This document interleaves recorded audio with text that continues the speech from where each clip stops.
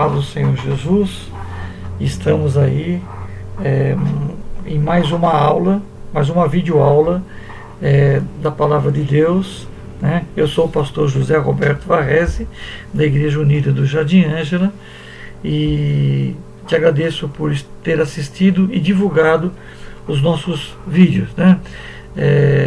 Peço a você que se inscreva no canal da igreja, a Igreja Unida do Jardim Ângela, onde você vai encontrar vários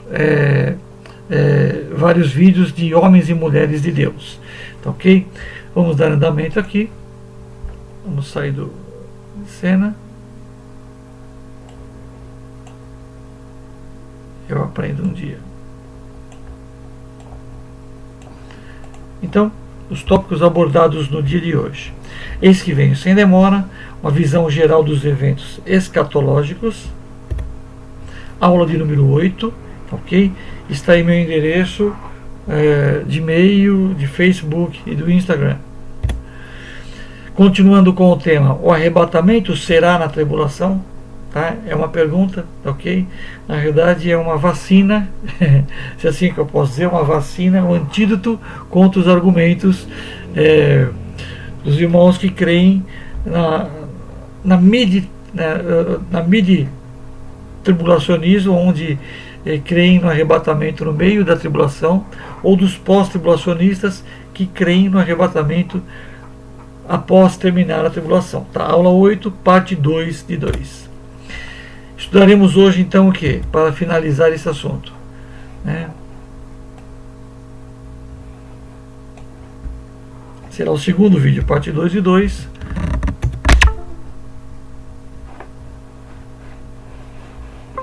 Que bom encontrar lá.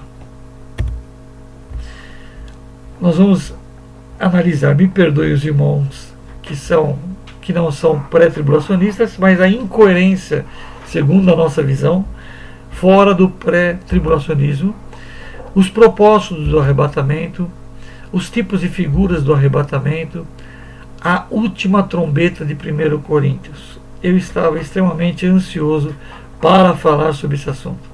É tremendo, ok? Você vai ser edificado sobre essa tal trombeta que fala, olha, a trombeta, a última, a trombeta soará. Quanta discussão em cima disso. A gente vai tentar esclarecer, tá? O significado da trombeta. Também falaremos sobre o toque da trombeta, os tipos de toque, né? O toque atual que está sendo tocado nesse momento pela trombeta, o toque futuro, as trombetas do Apocalipse, tá ok?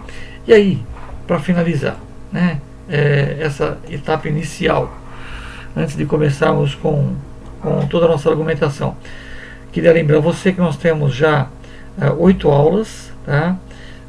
A primeira, a visão geral dos eventos escatológicos, divisões do tempo, gráfico escatológico, 70 semanas de Daniel, o mundo dos mortos, ressurreições, o arrebatamento, e hoje a gente finaliza o tópico, o arrebatamento será na tribulação?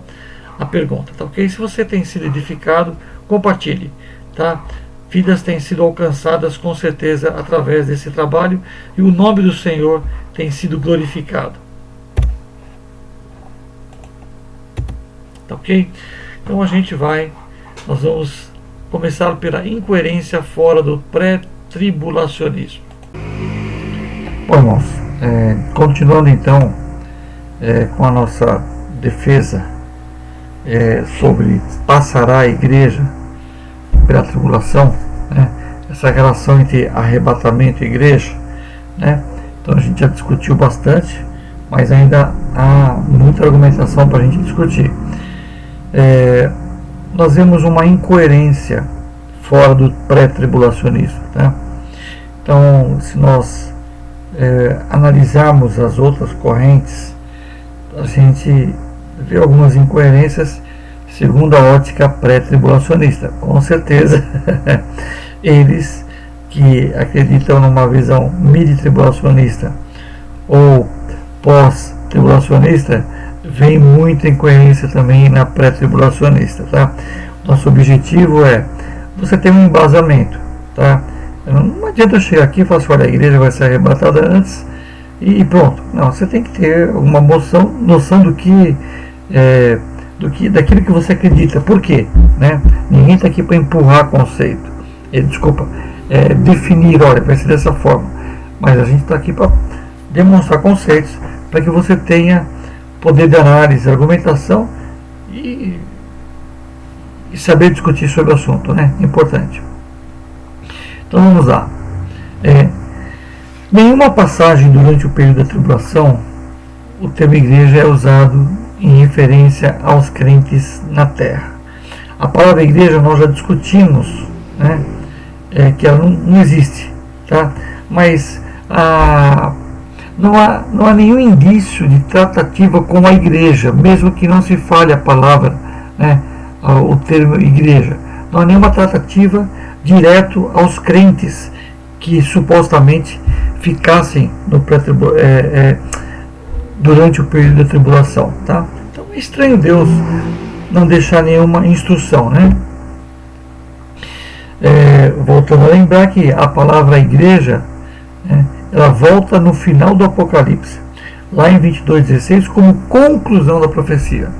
Então, a profecia inicia, vai se falando tal, capítulo a capítulo, e no final cita falar igreja, né? Fica atento aí. A igreja é admoestada, advertida a acreditar, a seguir aquela profecia, né? Mas não como uma instrução de conduta ou do que vai acontecer com a igreja. Pelo contrário, ela é motivada, né, a poder estar analisando e retendo essa profecia, tá? Bom, uma incoerência. Se a igreja fosse passar pela tribulação, a 70ª semana de Daniel, né, então, que é a última, né, que é o período da tribulação, né? O que é o período da tribulação? Ele é o período da 70ª semana de Daniel. Então, certamente, o estudo mais detalhado dos eventos da tribulação incluiria instruções para a igreja, o que não ocorre. Não tem nenhuma orientação, não ocorre nenhuma instrução. Um arrebatamento pós-tribulacional e o suposto retorno imediato da igreja à terra não deixa tempo para o bema, tá? Então, para aqueles que creem diferente do pré-tribulacionismo, que acreditam tipo assim, que a igreja vai passar os 7 anos, vai aguentar todas as taças, os selos vão ser abertos, as trombetas vão ser tocadas, as taças da ira de Deus todas vão ser lançadas, a igreja vai sofrer com o anticristo. É complicado, né? Você sabe que eu penso assim, em meu nome expulsarão demônios. Não tem demônio que suporta o nome de Jesus Cristo. E eu fico imaginando essa autorização de usar o nome foi dada à igreja. Imagina a igreja não ter capacidade para expulsar o demônio do anticristo, que nós estudamos ainda nessa relação de argumentação que a igreja não vai passar pela tribulação. Nós estudamos lá, segundo Tessalonicenses capítulo 2, onde ele vai ser o espírito da mentira, ele vai prevalecer, Satanás vai, de certa forma, receber autorização para atuar, e a igreja não pode expulsar um demônio desse. Que coisa interessante, né? E aí o que acontece? Eles imaginam uma situação de pós-tribulação, de arrebatamento pós-tribulação. Passam 7 anos, vem a batalha de Armagedon, né? Ou talvez um pouco antes, eles creem que será no final, a igreja sobe e desce. Quer dizer, sobe e desce. Peraí. Aí, como tem a argumentação aqui, não haveria tempo para o bema. O que é o bema? É o tribunal de Cristo. Bema, né, de tribunal, é o tribunal de Cristo. Tá? E aí a gente encontra as passagens do Tribunal de Cristo em 1 Coríntios 3, 10 ao 15, e que a gente vai depois meditar bastante sobre isso. A gente vai meditar a sequência das lições, será Tribunal de Cristo, Bodas do Cordeiro, né? Então, 1 Coríntios 3, 10 ao 15, 2 Coríntios 5, 10, né? Por essas razões, o arrebatamento pós-tribulacional não faz nenhum sentido lógico, tá? Tem um hífen aí no tribulacional, né? É tudo junto aí. Não faz nenhum sentido, tá? Em que momento vai acontecer o casamento da igreja? É tudo muito rápido, né? E veja bem, a gente vai demonstrar nas próximas aulas que precisa ser 7 anos. Esse período aí do tribunal e das bodas precisam ser 7 anos. São necessários 7 anos. E aí não dá para mim, não dá para eu acreditar num arrebatamento pós-tribulacional, onde a igreja sobe e ela vai ficar mais 7 anos. Ela tem que ficar 7 anos. E a gente vai comprovar isso, demonstrar isso depois. Então, veja bem. Então, quer dizer, vai ter mais uma semana de anos? Interessante. Então, é necessário o casamento e o período do Bema, do Tribunal de Cristo, precisam durar 7 anos. E eles coincidem com a última semana de Daniel. Enquanto Deus está tratando com as nações e com Israel aqui na terra, simultaneamente estará acontecendo o Bema e as bodas na sequência lá nos céus, tá? A gente vai, quando nós formos falar sobre o tribunal e bodas, a gente vai explicar por que tem que ser 7 anos. O arrebatamento pré-tribulacional, ao contrário, não nos deixa com essas dificuldades insuperáveis. Ou seja, se eu acredito num arrebatamento pré-tribulacional, eu não vou ter esse conflito de períodos, né? Eu não vou ter que diminuir um tempo que tem que ser de 7 anos, né, para um sobe e desce, né? Vamos lá. Bom, vamos falar um pouquinho sobre propósito do arrebatamento, tá? Eu preciso entender quais são os propósitos do arrebatamento, tá? Quando a gente começa a olhar os propósitos, a gente consegue encontrar argumentação também para defender a teoria pré-tribulacional e defender por que a igreja será arrebatada antes da tribulação. Em primeiro lugar, a igreja, o objetivo do arrebatamento é livrar a noiva da tribulação. Primeiro passo. Lembra daquela história, né? Que Deus não nos destinou à ira, tá? Então Deus vai, o primeiro propósito é esse, Apocalipse 3:10. Nós lemos já o versículo, né? Eu te guardarei da hora da tentação, da provação, né? Segundo ponto será introduzir os santos num estado de glória, tá? Sair da sua condição de corpo corruptível para um corpo incorruptível, né? Onde estaremos com o Senhor, né? Aí em João 14, 1 ao 3, né? Do versículo 3 ele diz assim: e se eu for e vos preparar lugar, virei outra vez e vos levarei para mim, para estar com Cristo glorificado, para mim mesmo, para que onde eu estiver, estejais vós também, né? Jesus falou: Pai, glorifica teu filho, porque teu filho já te glorificou. E depois o Senhor, ele glorifica a igreja. a Bíblia fala que nós estaríamos num corpo ressurreto, um corpo glorificado.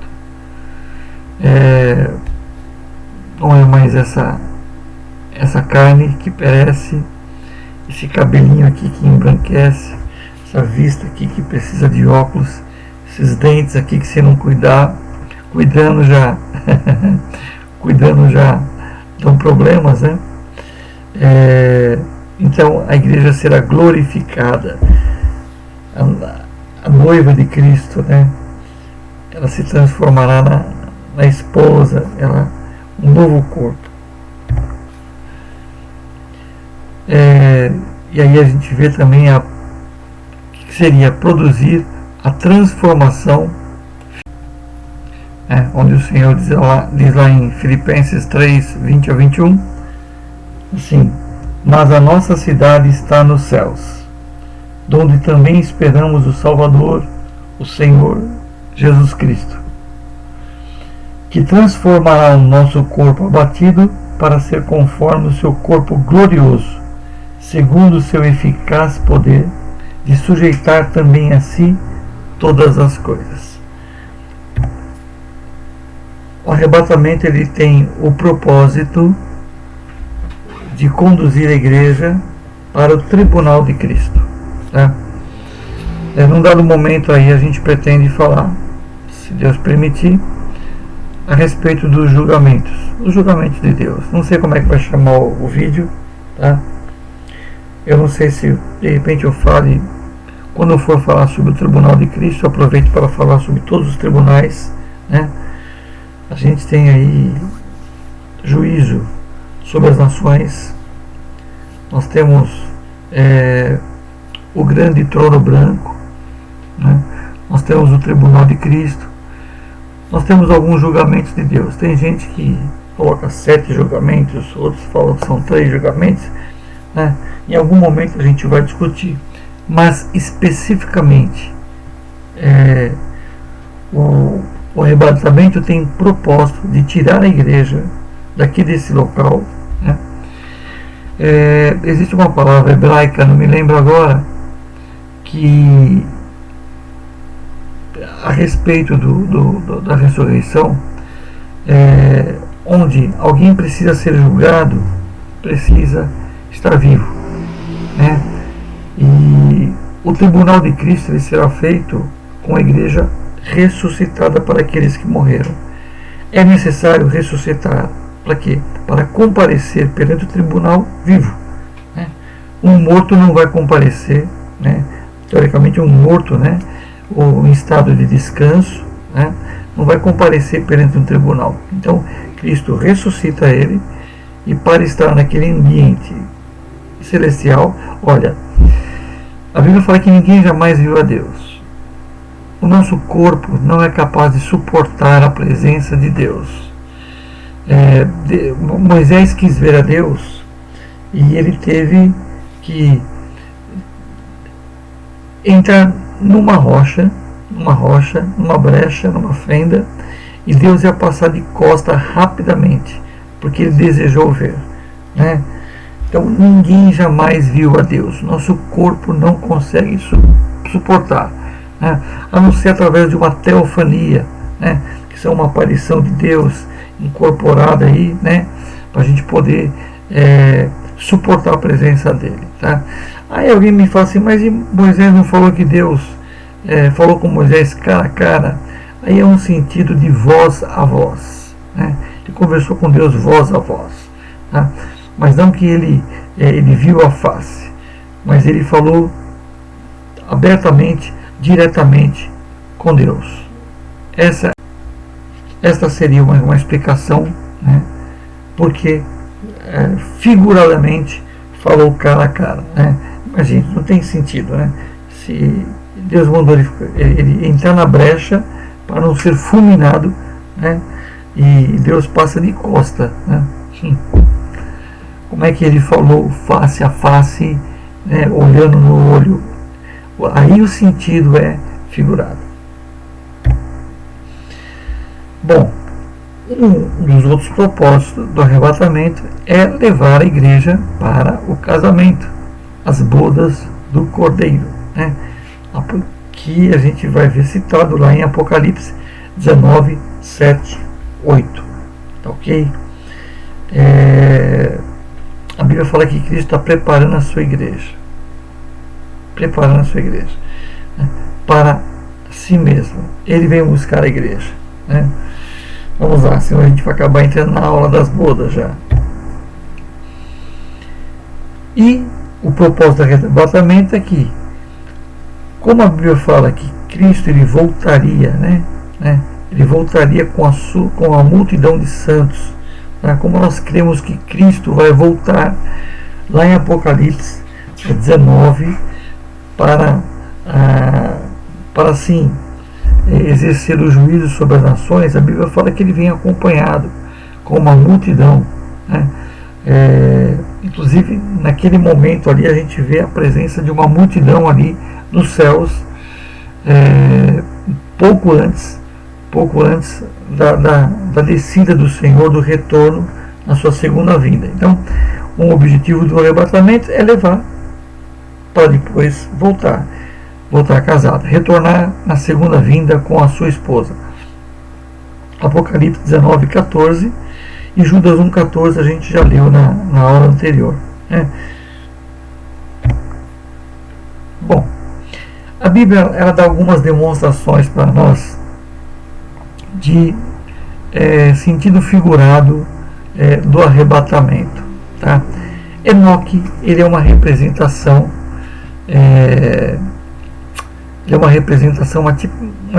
uma tipificação da igreja arrebatada, né? Encontramos lá em Gênesis 5, 22. A passagem que fala sobre Enoque está aqui em Gênesis, né? Do versículo 22 ao 24 do capítulo 5. E andou Enoque com Deus, depois que gerou a Metusalém. Algumas Bíblias falam Metusala. 300 anos e gerou filhos e filhas. E foram todos os dias de Enoque 365 anos. E andou Enoque com Deus, e não se viu mais, porquanto Deus para si o tomou. Olha que interessante. E não se viu mais. Ninguém viu, né? A Bíblia fala que ele andou com Deus. A igreja anda com Deus, né? E vai chegar uma hora que ninguém vai ver mais, tá? É bem isso. Não se viu mais, porquanto Deus o tomou, né? É a tipificação da igreja. Um exemplo de arrebatamento, né, a gente pode ter, não que Ló tenha sido assunto aos céus, tá? Mas Ló ele foi tirado de Sodoma antes da sua destruição. A igreja será tirada antes da sua destruição. Interessante que Ló ele não era um camarada 100% não, né? Ele era um cara falho, mas se acreditava em Deus, né? A gente olha por exemplo e mantinha a sua fé. A gente observa lá em Apocalipse 3:10 que a igreja não era forte. Mesmo tendo pouca força, não negaste meu nome, e por isso eu te livrarei da tentação que há de vir sobre o mundo. Esse ter pouca força aí tem algumas explicações. Alguns acreditam que é por ser uma comunidade pequena, que a igreja de Filadélfia ela era uma comunidade pequena e não tinha poder financeiro muito grande, né? Então, mesmo tendo pouca força financeira, tá? Não negaste o meu nome. Mesmo em meio a dificuldades, não negaste o meu nome, tá? Mas podemos talvez entender também como uma igreja que não era um modelo, né? A igreja perfeita, porque o Evangelho nunca disse que nós seríamos perfeitos, né? O Evangelho nos permite a condição de aperfeiçoar, né? Se o propósito de Deus fosse que a igreja fosse perfeita, talvez a oração do Pai Nosso fosse diferente, né? a gente não teria que pedir perdão, né? A igreja perfeita. Para que pedir perdão? Né? Mas é uma igreja que precisava ser aperfeiçoada, e aquele que começou a boa obra há de aperfeiçoar, né? O Senhor Jesus falou para Pedro: Pedro, vós já estáis limpos pela palavra, né? Mas eu preciso limpar teu pé. Se você não permitir que eu lave seus pés, você não vai ter paz comigo, né? Foi quando ele falou assim: Senhor, então me lava o corpo inteiro. Não nos lava o corpo inteiro, somente os pés. Na nossa jornada, na nossa caminhada, a gente acaba sujando os pés, e o Senhor precisa limpar, né? Isso é uma igreja que não é perfeita, tá? É uma igreja que precisa, né? Precisa orar, precisa jejuar, precisa buscar a presença de Deus, né? O conceito de supercrente não é o que a Bíblia nos ensina. Aliás, quem se acha perfeito engana-se a si mesmo, né? Peca.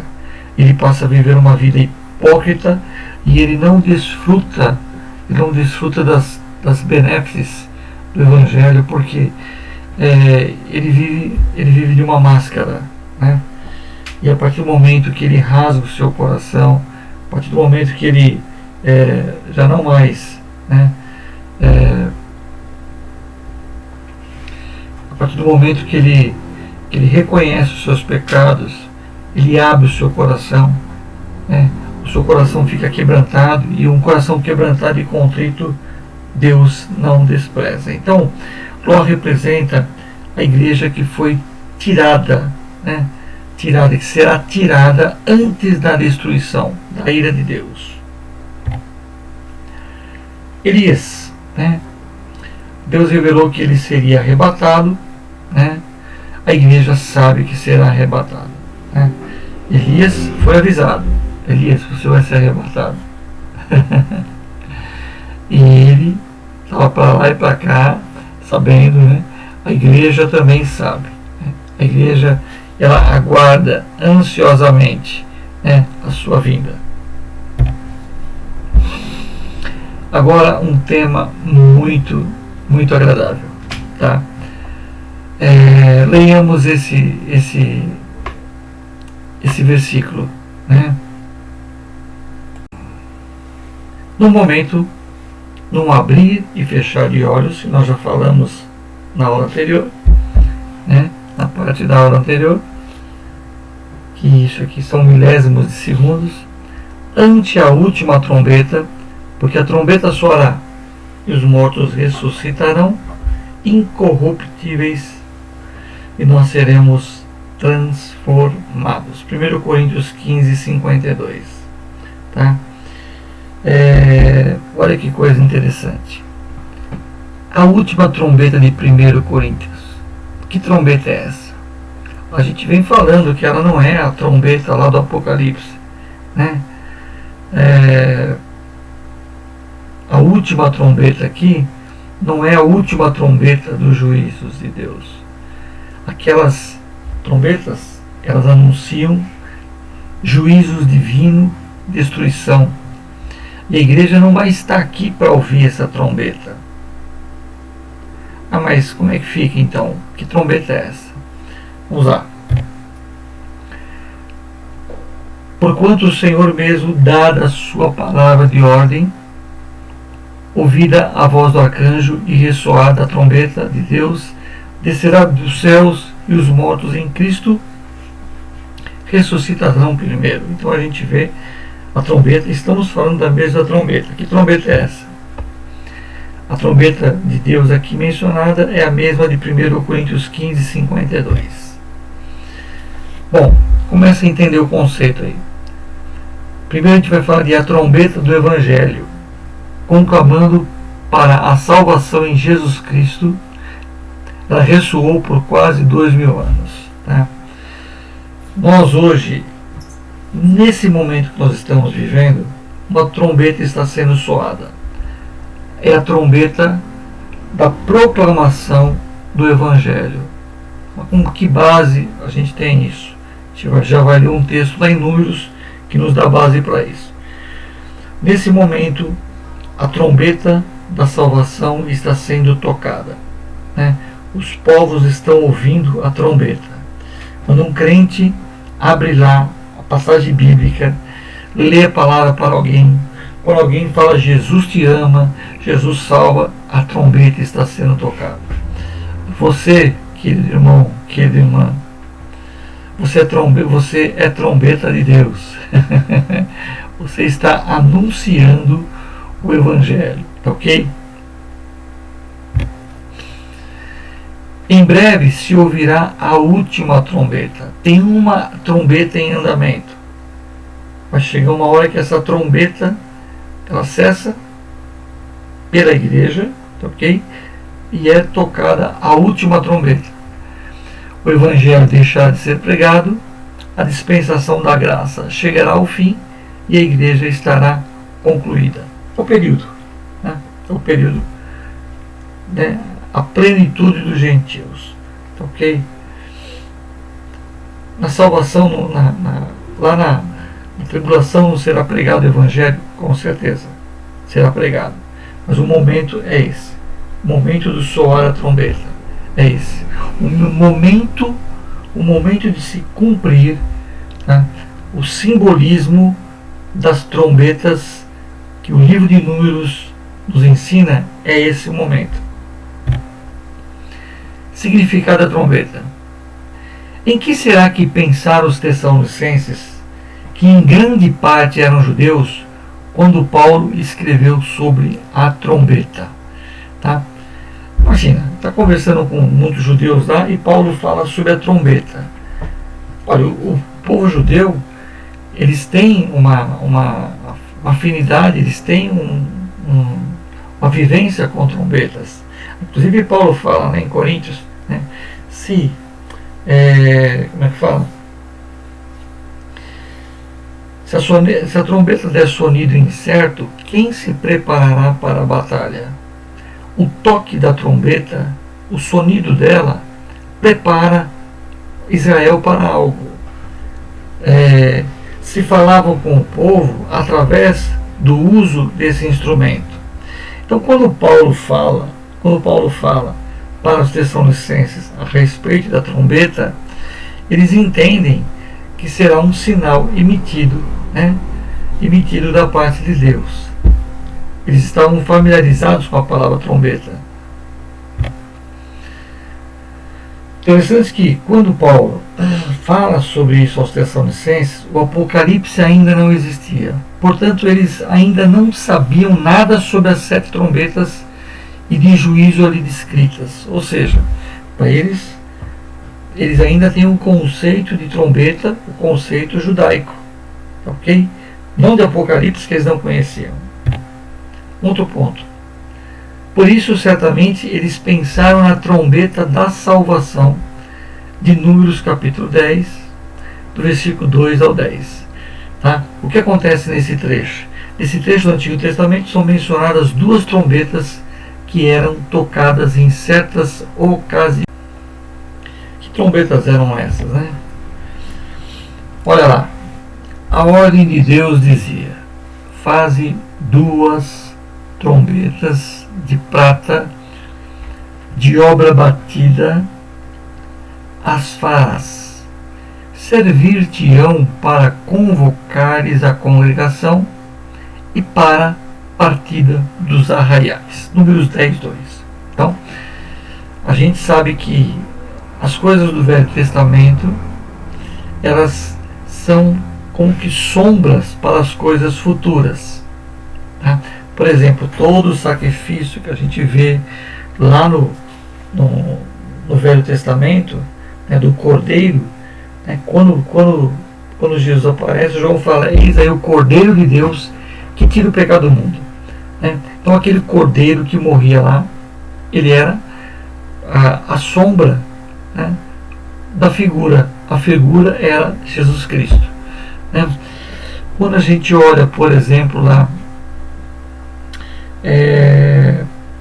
com Isaac, né? Quando Abraão ele quer ele vai imolar o seu filho, né? O Senhor, ele provê um cordeiro no lugar. Ali simbolizaria a morte de Jesus Cristo no lugar, né, da humanidade. Quando a gente pega, por exemplo, Abraão, Isaac, Eliezer, e a gente pega também quem? Rebeca, né, que foi esposa de Isaac, a gente vê tipificações, figura das coisas futuras, né? Abraão simbolizando Deus, Isaac simbolizando Jesus Cristo, Eliezer, que era um mordomo, que teve a incumbência de buscar a noiva para Isaac, que foi buscar a Rebeca, ele simboliza o Espírito Santo. Eliezer recebeu a ordem de Abraão para ir buscar uma noiva para Isaac. E ele vai e ele convence Rebeca a vir e casar com Isaac. Então o Espírito Santo hoje, né, Deus fala assim, nem por força nem por violência, mas pelo meu Espírito. O Espírito Santo, né, a graça dele nos alcançou, né, e ele nos convence, né, o Espírito Santo nos convence a casar com o noivo que é Cristo. Então veja bem, o Velho Testamento é carregado de figuras, de sombras, né, de coisas futuras. Então, faze 2 trombetas de prata, de obra batida as farás, e servir-te-ão para convocares a congregação. Então ela tinha uma função de convocação. O que a igreja faz hoje? Convocando. E também a congregação, a convocares a congregação e para a partida dos arraiais.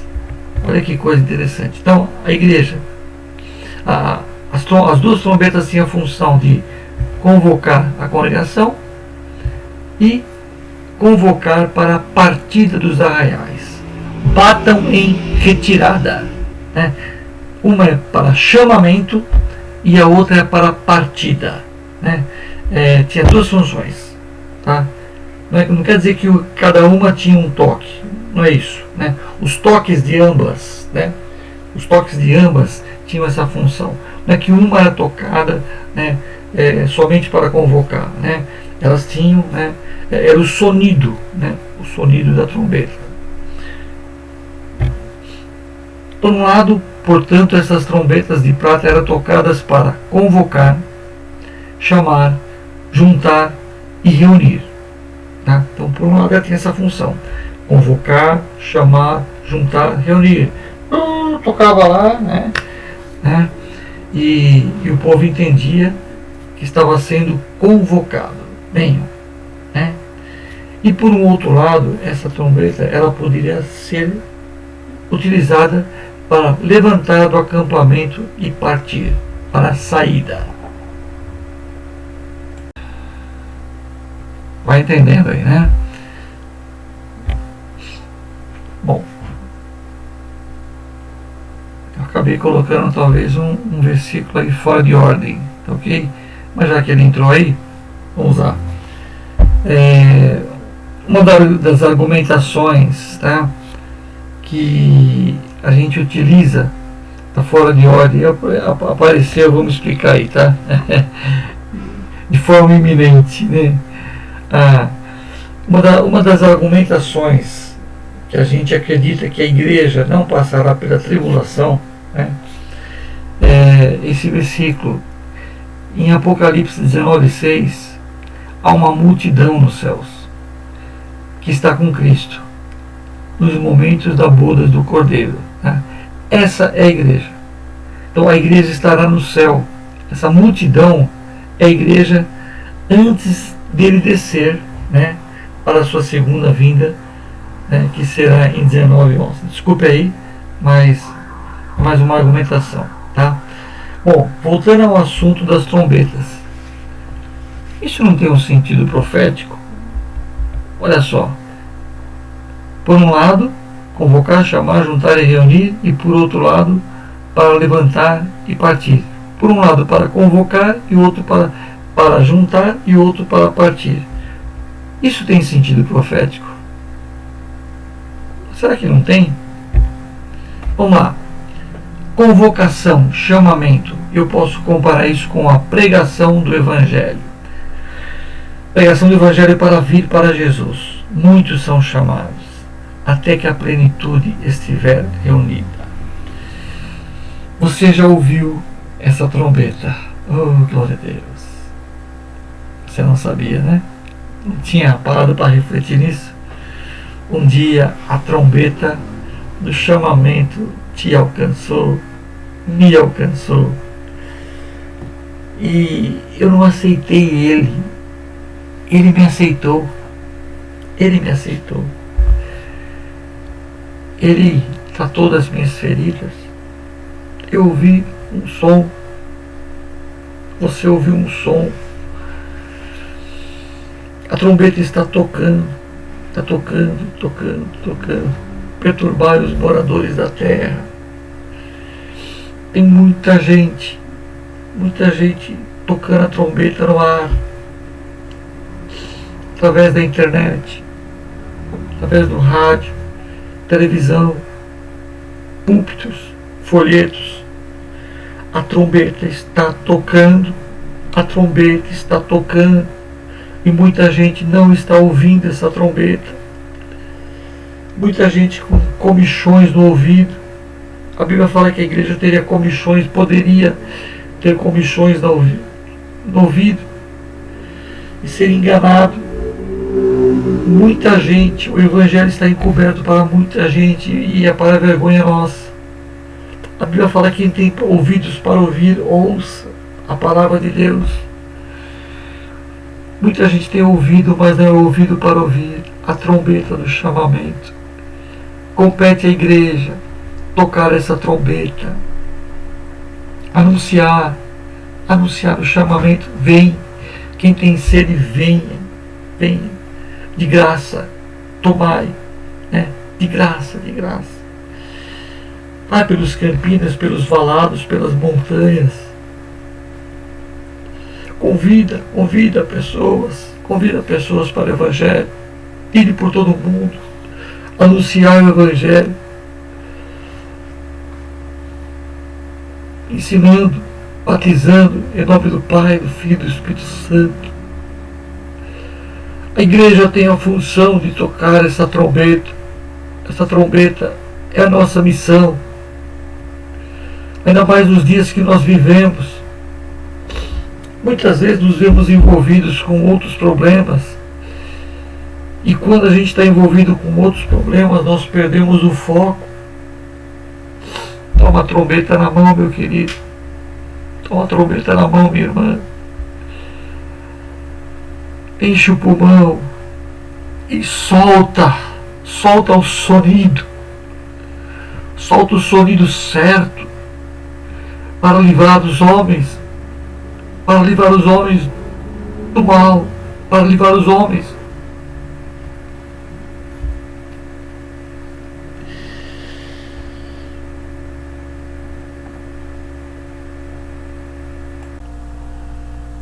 A nossa missão é essa. A igreja de Jerusalém foi renovada e ela se acomodou. Nós já falamos sobre isso. Mas Deus permitiu a perseguição, como que uma pedra lançada, e eles se esparramaram e foram para o mundo inteiro. Então, esse momento é o momento da trombeta do chamamento para juntar.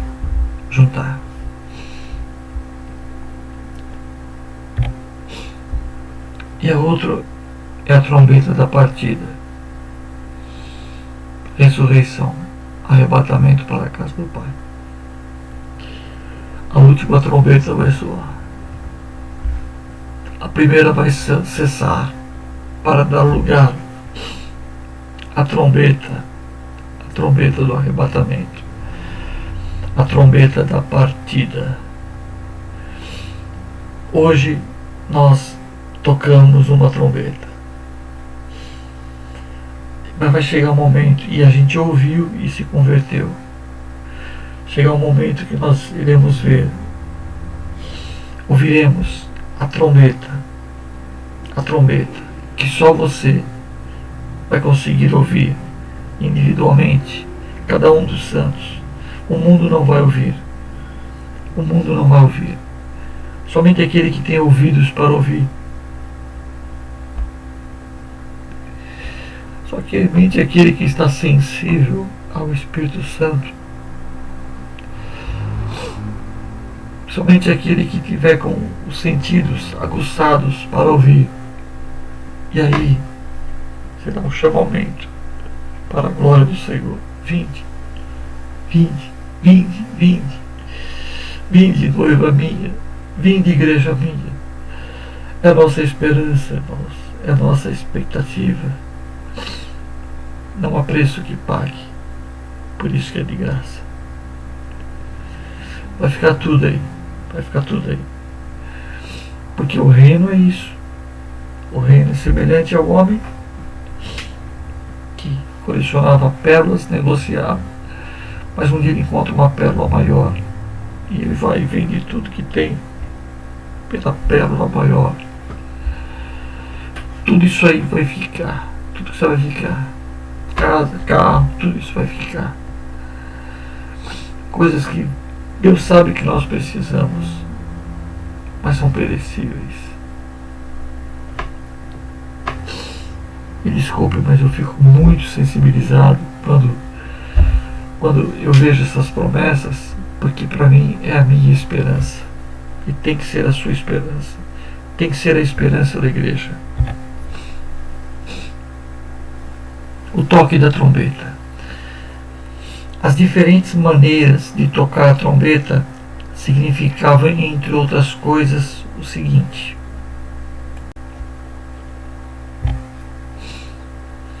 quando as duas trombetas eram tocadas de maneira normal, isso servia para o chamamento e ajuntamento. Tá? Então, era o chamamento e ajuntamento de toda a congregação na porta da tenda da congregação. Número 10:3. Um chamamento para a salvação. Tá? Então se chamava, né, na porta, havia um chamamento, ok, na porta. A Bíblia fala porfiar por entrar pela porta estreita, né? Há um chamamento para a porta estreita. A porta estreita porque largo e espaçoso é o caminho que conduz à perdição. Então, a trombeta toca a porta estreita, né? Então, ela era tocada de maneira normal, ok? A gente vê a oratória, né? A oratória. O que é oratória? É falar numa linguagem comum. Como nós estamos aqui. É uma oratória. Oratória é isso. É falar em linguagem inteligível. Tá? A pregação era feita, o ensino era feita, né, em uma linguagem que as pessoas consigam entender. Há um esforço daquele que prega para falar numa linguagem normal, natural, algo comum, para que as pessoas possam compreender. Está dizendo que não pode falar em línguas? Não estou dizendo isso. Tem um momento, para todas as coisas tem um momento no culto, tem um momento de glorificar, de adorar, né, das línguas, né. Há um momento na liturgia do culto para tudo isso, ok? Eu estou me falando que para anunciar ela tem que ter um som normal, tá? Então a gente anuncia o Evangelho numa linguagem normal para as pessoas, ok? Isso não quer dizer, né, que Deus não vai ter momentos excepcionais na divulgação do Evangelho. Em alguns momentos haverão sinais. Os sinais, né, que a igreja transmite com os dons espirituais, é um sinal para os incrédulos, não para a igreja. Para eles é um sinal, olha que coisa linda, coisa tremenda. Mas, via de regra, anunciar o Evangelho é feito com a linguagem normal. Bom, quando as trombetas as trombetas eram tocadas a rebate, né, fortemente, como sinal de alarme, e se indicava a ordem para partir. Eu tenho um rádio relógio em casa, eu não escuto mais ele, né? Eu deixo o celular desligado, mas ele dá um é um tipo de um alarme, né? A gente vê carros às vezes aí, né, com alarme, chama atenção. Esse rebate que dá, né, fortemente, é um sinal de alarme. Ele anuncia algo, né, de urgente, algo, olha, o carro está sendo roubado, acorda, chegou a hora de acordar, né, chegou o momento de despertar. Então, a última trombeta, ela tem esse som, né, sinal de alarme, né, de rebate. Isso indicava a ordem de partir. Quando se tocava o rebate, chega, para o que está fazendo, deu a hora de partir. Deu a hora de partir. Bom, e quem estava lá podia aceitar ou não a ordem, ficar lá e não partir. Não deu ouvidos à trombeta, né? Embora que aqui não há opção, né? A última trombeta só vai ser ouvida pela igreja, mas entenda bem, eu posso falar assim, não, eu não quero ser arrebatado, eu vou ter uma vida de qualquer jeito, eu sou crente, eu não vou ouvir a trombeta, eu não vou ouvir, ok? O último toque da trombeta era o sinal para juntar os pertences e partir. Uma maravilhosa ilustração do arrebatamento. Eu estava evitando utilizar essa passagem bíblica porque ela tem talvez uma outra conotação, tá? Mas nós vemos em Apocalipse uma situação onde as pessoas juntam, as pessoas partem e as suas obras o seguem. A gente sabe, né, as pessoas falam que desse mundo não se leva nada, né? Provavelmente o pastor Laércio de Andrade, né, está ouvindo, está assistindo esse vídeo, né, e vai lembrar desse versículo, né? Aliás, a primeira vez que eu ouvi alguém lendo esse versículo, né, bem-aventurados aqueles que descansam no Senhor, né? Deixa eu ver se eu acho aqui. Achei aqui. Apocalipse 14, 13 diz assim: eu vi uma voz do céu que me dizia: escreve, bem-aventurados os mortos que desde agora morrem no Senhor. Isso está se referindo aos santos da tribulação, tá? Que desde agora morrem no Senhor. Sim, diz o Espírito, para que descanse dos seus trabalhos e as suas obras o sigam. A primeira vez que eu ouvi esse versículo foi o pastor Laércio, na ocasião evangelista, que leu num culto de Santa Ceia. E eu achei muito bonito esse texto, né? Eu já gostava de escatologia e me aguçou ainda mais, né, o interesse.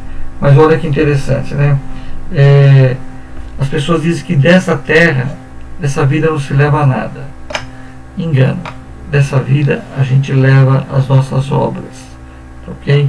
A Bíblia fala que é um memorial perante o Senhor, tudo que nós fazemos, tá? E isso vai aparecer quando? Lá no Bema, no tribunal de Cristo, quando a gente for arrebatado, e a gente vai estar levando as nossas obras, né?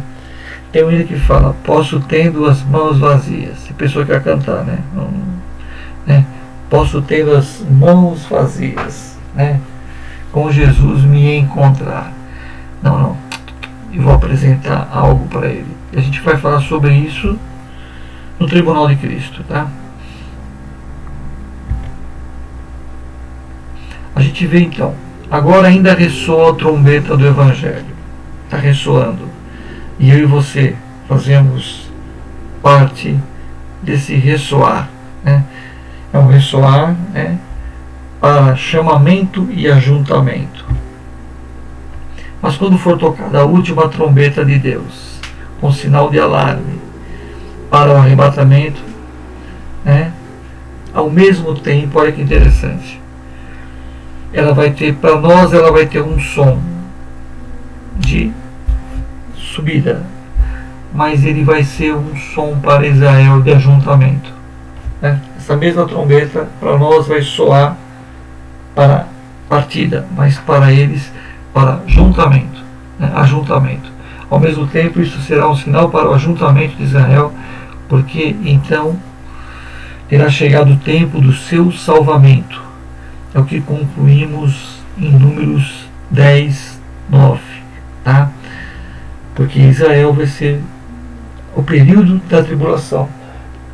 Ele vai ser, está sendo convocado, ok? É o momento que Deus vai tratar com Israel. Olha, quando na vossa terra saídes a pelejar contra os opressores que vos apertam, também tocareis a trombetas de rebate. E perante o Senhor vosso Deus haverá lembrança de vós, e sereis salvos dos vossos inimigos. Ok? A trombeta de Deus estará sendo anunciada, tá? Como salvamento para Israel. Israel, olha, vai acontecer tudo isso aí, mas será a sua salvação. Pelos motivos já mencionados, e os que vamos acrescentar, a trombeta de Deus para arrebatamento não equivale às 7 trombetas do Apocalipse. Não tem nada a ver. Lá são trombetas de juízo. E esses aqui foram os motivos que nós estudamos. A trombeta de Deus para arrebatamento anuncia a conclusão da Era da Graça. Trata-se da trombeta de salvação. No seu som temos a salvação, o perdão e a vitória do Evangelho. Ela ressoa principalmente para a igreja, mas também para Israel, no sentido de que então o remanescente será reunido.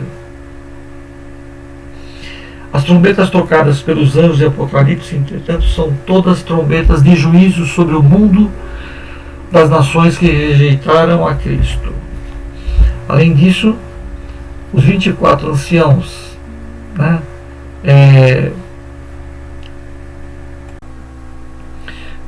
além disso, os 24 anciãos, né, que aparecem no capítulo 4, já são uma representação da igreja que está nos céus. As trombetas acontecem lá para o capítulo 6, 7 em diante, né, 8, 9, porque começam os selos depois das trombetas, a igreja já não estará mais presente aqui na face da terra, né? Ok? Com isso a gente finaliza aí esse assunto, essa argumentação do porquê a igreja ela não passará para a grande pelo período da grande tribulação, tá? Eu tenho feito convites no final das aulas, né? Nós temos vários vídeos, ok, que antecedem esse aqui, sobre escatologia. Você que está vendo esse vídeo pela primeira vez, eu te convido, né, a você visitar o canal da Igreja Unida do Jardim Ângela. Temos muitos vídeos bons com outros homens e mulheres de Deus que publicaram as suas inspirações. E nós temos na playlist da igreja, nós temos o campinho da Escola Bíblica Dominical, onde você vai encontrar os vídeos do pastor José Roberto Larrese sobre escatologia. Eu quero agradecer a você que tem assistido, ok? E a você que tem divulgado o trabalho. Às vezes eu tenho recebido mensagens de pessoas, né, que eu não imaginava, né, e não conhecia. Um apresenta para o outro, a gente já não faz mais ideia por onde que essa trombeta está tocando, mas graças a um conjunto de pessoas que têm sido tocadas, que a palavra tem alcançado, tem dado ouvido, né, a esse ensino e tem divulgado. A gente, próxima aula, estará falando sobre o Tribunal de Cristo. Até lá, Deus te abençoe, eu conto com as suas orações.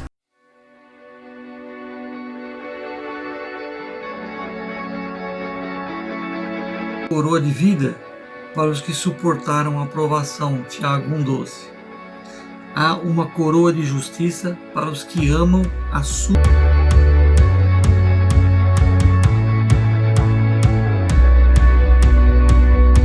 Esse julgamento ele vai acontecer aonde?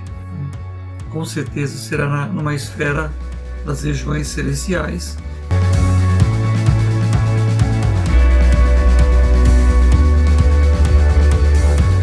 Encontra com ela, né?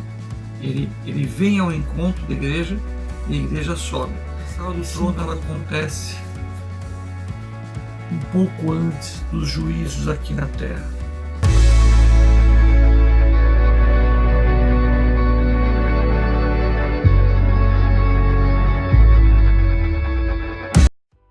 E agora que você foi abençoado por esse vídeo, não se esqueça de deixar o seu like, se inscrever no nosso canal, ativar o sininho de notificação e nos seguir nas nossas redes sociais. Nós estamos produzindo muito conteúdo para você ser extremamente abençoado. Tchau!